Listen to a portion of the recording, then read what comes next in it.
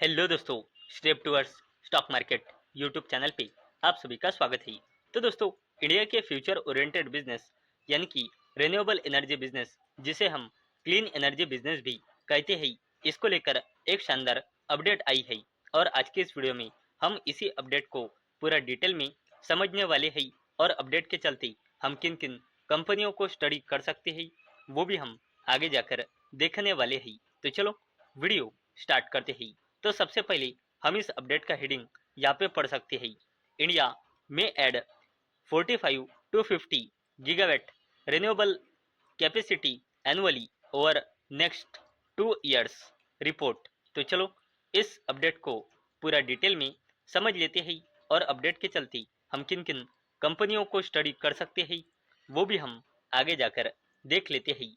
तो दोस्तों, नुवामा रिसर्च के अनुसार भारत अगले 2 सालों में हर साल लगभग 45 to 50 gigawatt renewable energy capacity जोड़ सकता है, जिसे पावर परचेज एग्रीमेंट यानी कि पीपीए का इंतजार कर रही प्रोजेक्ट्स की बड़ी पाइपलाइन से सपोर्ट मिलेगा।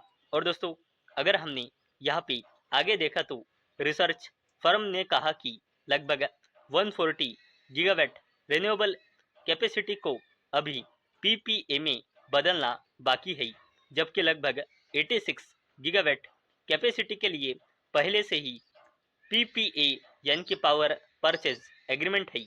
इस पाइपलाइन के आधार पर नुआमा को उम्मीद है कि अगले 2 सालों में रिन्यूएबल एनर्जी में तेजी आएंगी। और दोस्तों, अगर हमने यहाँ पे आगे देखा तो नुआमा ने अपने लेटेस्ट पावर सेक्टर अपडेट में कहा, मौजूदा पीपीए यानी कि पावर परचेज एग्रीमेंट्स के अप्रोक्सीमेटली 86 गीगावाट को देखते हुए हमारा मानना है कि अगले 2 सालों में सालाना लगभग 45 to 50 गीगावाट की रिन्यूएबल एनर्जी बढ़ोतरी की जा सकती है, जिसमें सोलर रूफटॉप बढ़ोतरी भी शामिल है। और दोस्तों, अगर हमने यहाँ पे आगे देखा तो रिपोर्ट में कहा गया है कि फाइनेंशियल ईयर 2023 से अब तक लगभग 2.26 लाख मेगावाट रिन्यूएबल कैपेसिटी के लिए टेंडर दिए गए हैं, जिसमें से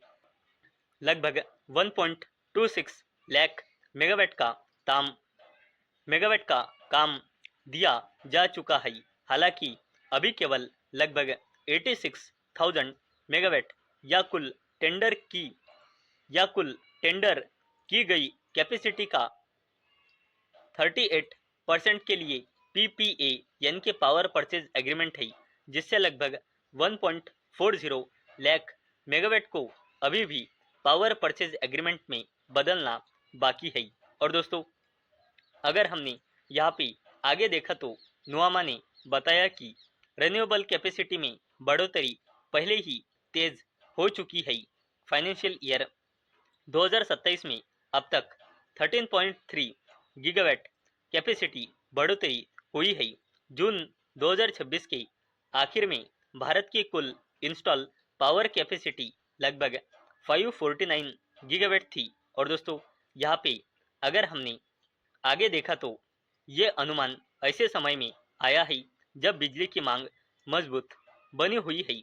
जुलाई 2026 में बिजली की मांग साल दर साल 11.2% बढ़कर लगभग 171 बिलियन यूनिट्स हो गई, जबकि पीक डिमांड लगभग 270 गीगावाट तक पहुंच गई है, जो जुलाई 2025 के 220 गीगावाट से लगभग 22% ज़्यादा है।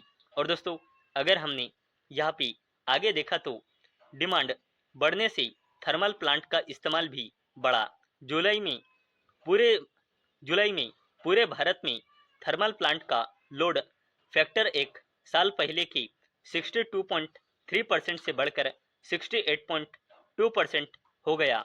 नुआमा ने कहा कि थर्मल जनरेशन मिक्स लगभग 67% रहा, जबकि रिन्यूएबल जनरेशन का हिस्सा लगभग 20% था। और दोस्तों, यहाँ पे अगर हमने आगे देखा, रिपोर्ट में कहा गया है कुल मिलाकर मैक्रो डिमांड अच्छी बनी हुई है और हम जनरेशन और ट्रांसमिशन सेक्टर की रफ्तार को लेकर पॉजिटिव बने हुए हैं। हालांकि रिपोर्ट में ट्रांसमिशन सेगमेंट में एग्जीक्यूशन की चुनौतियों को बताया गया है, जिसमें लेबर की कमी ईपीसी प्लेयर्स पर असर डाल रही है। उम्मीद है कि फाइनेंशियल ईयर 2027 की दूसरी 6 मंथ में ये दिक्कतें कम हो जाएंगी, जिससे प्रोजेक्ट का एग्जीक्यूशन आसान आसान हो सकेगा। और दोस्तों, अगर हमने आगे देखा तो नुआमा ने यह भी बताया कि ये भी ये भी बताया कि दिन भर बिजली की कीमतों में बहुत ज़्यादा अंतर रहा। सोलर घंटे की कीमतें लगभग 2.8 रुपी प्रति किलोवाट आवर थी, जबकि जुलाई में नॉन सोलर शाम की कीमतें